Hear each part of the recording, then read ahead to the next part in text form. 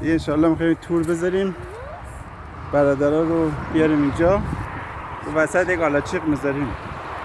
کلا تورش 20 نفر است دیگه، چون خیلی شکایت میکنن جنسا ناخالصی داره، آیا چیزام ناراحته اینا. گفتیم آلاچیق میذاریم، تور میذاریم، میان اینجا شب خودشون خش رو بندازن، صبح هم خودشون استفاده کنن دیگه. تورش 20 نفره دیگه، یعنی شب خط بندازی دیگه نمیتونی حرف بزنی بگی رفیق ما ناخالصی داده و فلان داده و اینا.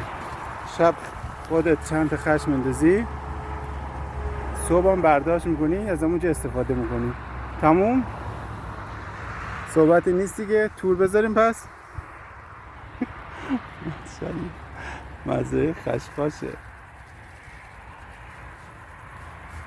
بدیم پلاستیک بیار.